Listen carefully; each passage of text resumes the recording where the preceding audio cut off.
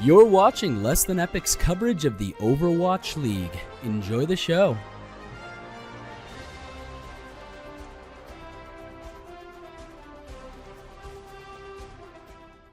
Hello everyone, my name is Kinky and welcome to Less Than Epic's Power Rankings heading into Week 4 of Stage 3 of the Overwatch League. We had a great week of Overwatch this past week. There were 5 games that went into overtime and every single one of them had serious playoff contention written all over them, with either teams fighting to stay alive for the end of the season or trying to get into the Stage 3 playoffs. It's been a while since we've had that many good games in a single week. Without wasting any more of your time, let's find out where the crew at LTE ranked all 12 teams. In at number 12, we still have the Dragons. The Dragons look to be teasing us each week now, but ultimately we still see them run into a wall with their communication issues. On the bright side, Shanghai performed very well against Seoul this past week. They weren't shut out of any of the maps against Seoul, and were even able to take a map away from Seoul. They did lose to Florida as well, which might have been their best chance of getting a win in this stage. The remaining opponents this stage are Boston, Philly, London, and New York. Slouching their way into number 11 are the Dallas Fuel. If Shanghai had beaten Florida this week, there was a good chance that this could have been our number 12 team. Dallas was the only team not to win a single map this past week.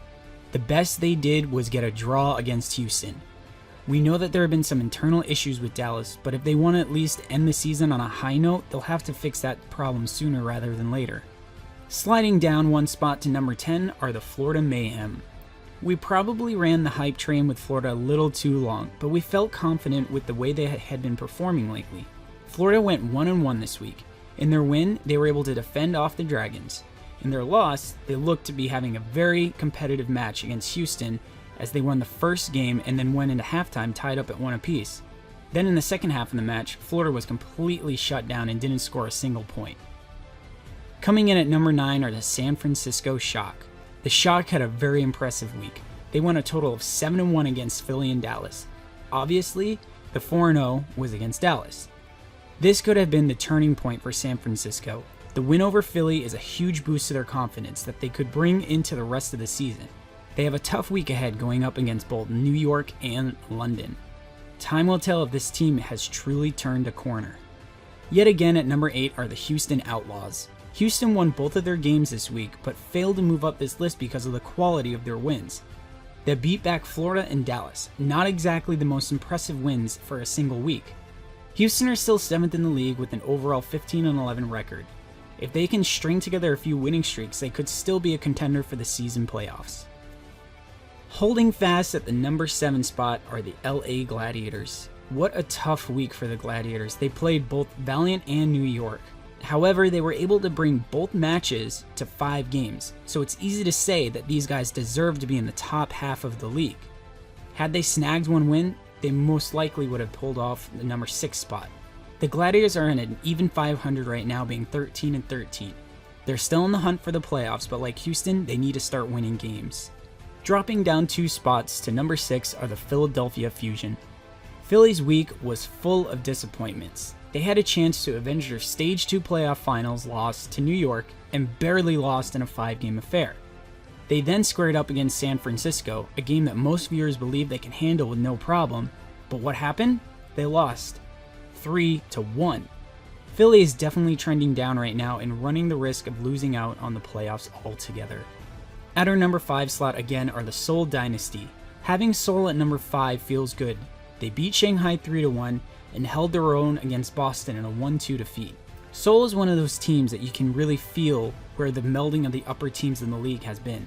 Seoul can help the entire league this week as they take on New York. If Seoul can beat New York, they may be able to help someone else on this list uncrown them as the number 1 team. Our number 4 team are the LA Valiant. The Valiant slide down 1 spot this week, not because we feel like they had a poor week, but simply because the number 3 team came back to life, and also they beat the Valiant. Valiant went 1-1 this week in 2 amazing matches. They held off the Gladiators and gave London a run for their money in 2 back-to-back 5-game matchups. The Valiant are still 2 games up to make the end of the stage playoffs. It will be nice if we can see some new teams in the stage playoffs in 2 weeks. Clawing their way back up to number 3 are the London Spitfire. London was having a dreadful Stage 3. Everyone knows that. However, London came to play this week. They may have had a letdown against Boston, allowing them to get the reverse sweep, but they also were able to take it to the Gladiators, who had beat them previously in Stage 2. London seems they have weathered their internal storm.